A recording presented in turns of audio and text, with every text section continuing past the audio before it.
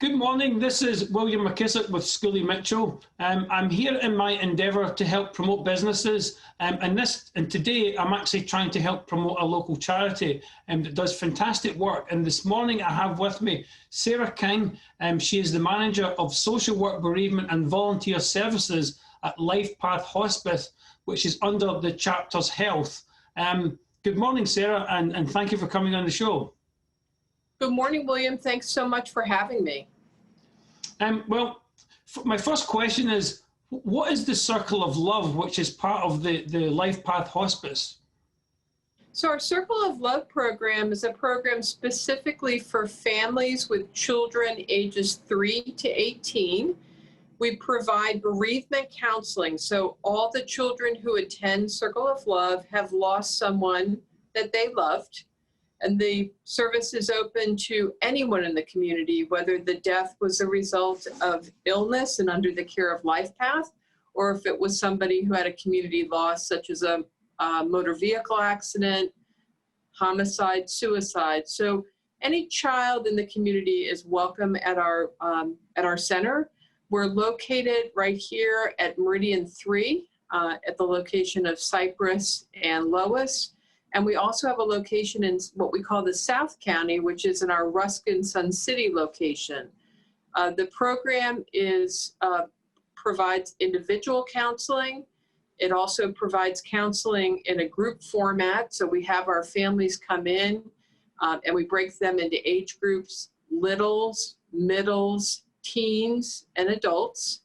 And so they'll come in, the adults will go into their own group, and they're pretty much there for the evening, so from 6 to 7:30. And then our children are divided into age groups, and each of them have a grief exercise to do, which is led by a bereavement counselor as well as some trained volunteers. And then after they complete that, they really have just free reign of the center. They can come. We have all kinds of activities and fun games and things to do. And it's a time for them to bond with each other and support each other. We also do something in the school system called our LINK program, and that's also out of Circle of Love. So if a school in Hillsborough County calls us and they happen to have, maybe 3 or 4 students that have had the death of a loved one, oftentimes it's a parent, we have a counselor that will go and spend about 6 weeks working with those children, but at the same time training the guidance counselor or social worker at the school to continue the grief support with the kids. Thank you. You've already answered one of the questions I had in my head, was about who can attend. How much does it cost to attend? So the good news is our services are free to anyone in the community. So all the children in Hillsborough County, whether LifePath Hospice related death or not, our services, there's no charge. We're very, very fortunate to work with a very strong foundation department that does quite a bit of fundraising for us, which makes these support services available. And how has grief support changed because of COVID? So the grief has really changed. We've had to really look at how we deliver care. What hasn't changed despite COVID is that people are dying every day. Whether under LifePath Hospice care or death in the community, that didn't change. So what did change is, how do we safely support our survivors and our family members? How does that look? So we were able to come together and come up with a teletherapy model, which really does allow people to safely continue to receive bereavement counseling, but doing it in a really responsible manner to keep them safe and to keep our staff safe. Thank you. That brings me to my next question. How many grieving hearts do you care for in a week or on a weekly basis? So right now we're caring for about 150 survivors a week. That can be a combination of individual counseling and group therapy. So I would say anywhere from 150 to 200. In addition to that, we call probably about, I'd say, 200 to 300 family members every week that have experienced the death of a loved one. Thank you. You mentioned teletherapy, and you've touched on calling people as well. What's the advantages for your services by using teletherapy? You know, I wasn't sure how teletherapy was really going to work, but it's actually proven to be a very effective method to support our survivors. It really allows people to connect with a bereavement counselor from the safety and the convenience of their home or their workplace. They can schedule a time that works into their routine without the worries of transportation or traffic, which of course makes it difficult for people. And so we're finding it's been very, very effective. The telephone calls that we do are largely check-in calls, but they're also calls to offer our bereavement services and make sure that people are aware of what we do. So we do quite a bit of mailing as well. We reach out to people by mail every single month. We send a newsletter out that talks specifically about the services we have available and how to reach us. And it usually has a nice grief article about where you might be in your journey as far as, you know, how you're doing after the loss of your loved one. In addition to that, we are also using this very effectively with our campers that normally would have come to an in-person camp. So we had to get creative, and we did something called the Camp at Home.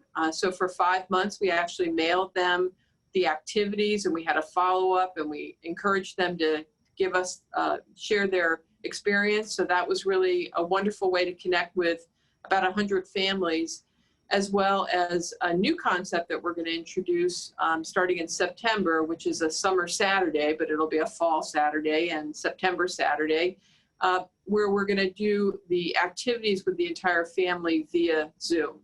So we're really excited about this, and we do see the effectiveness. We also know realistically this is not for everyone. It is difficult for some people to not have that sense of physical connection with the bereavement counselor.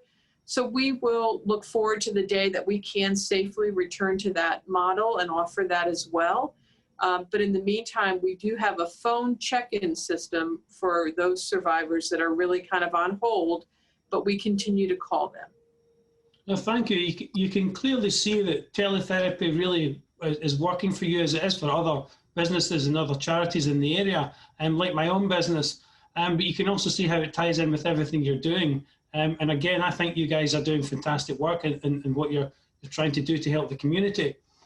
With COVID-19, how has that changed the grief experience in the community? So we're really finding that, you know, people are grieving even harder than normal. You know, the grief is very isolating.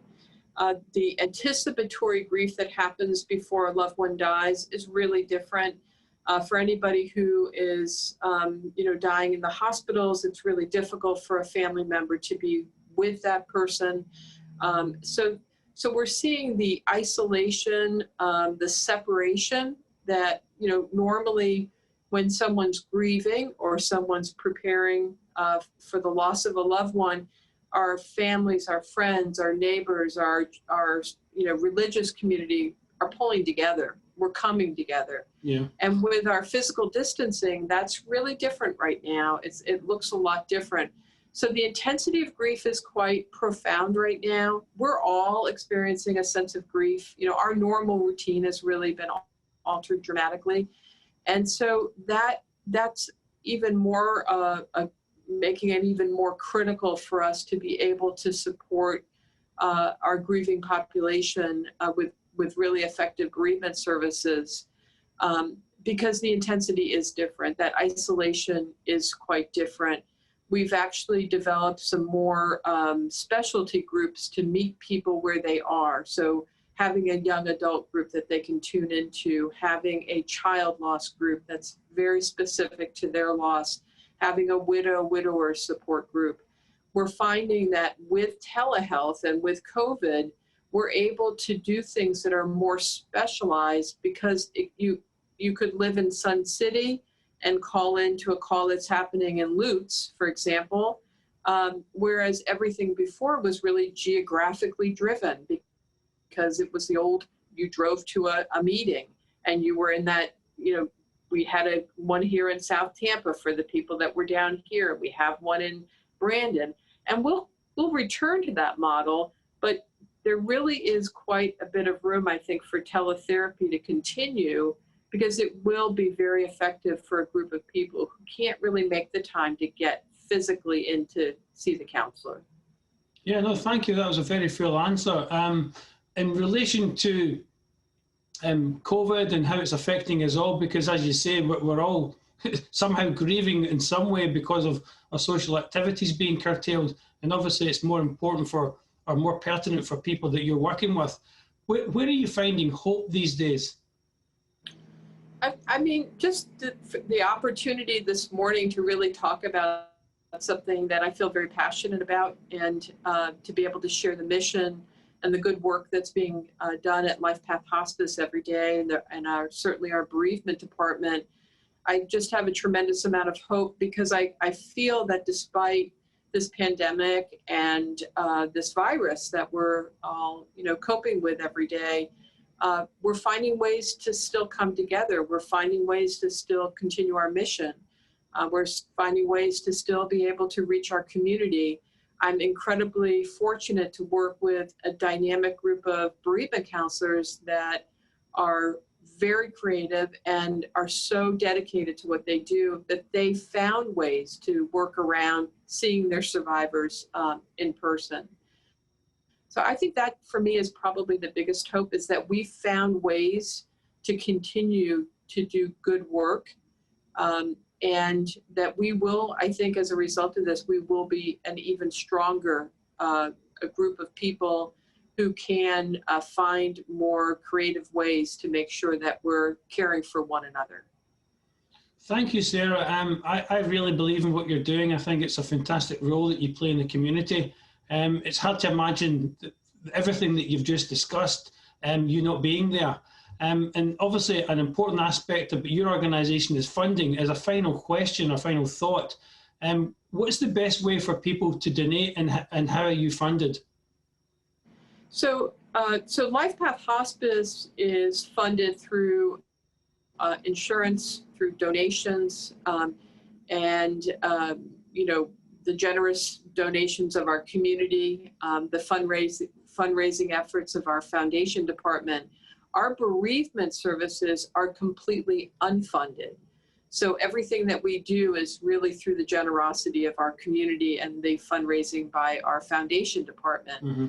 I think the biggest help we can provide is to reach out to our foundation department at 813-877-2200, and you can be directed to the appropriate person to talk further about that. But there's lots of ways to engage with our agency, so we would certainly welcome calls to talk more about that as well. Thank you. Well, anybody watching the show, you can see the details underneath Sarah's portion of the video, and you can reach out to the foundation to donate and help in any way you can. Thank you, Sarah, for coming on the show. I really appreciate what you do. There would be a huge gap in society if you weren't doing what you do. So thank you very much for coming on the show. Thank you so much, William. I appreciate the opportunity to talk about grief and about our bereavement services, and just thank you so much for having me on the show this morning. My pleasure. And now I'll hand it over to Dave for the weather.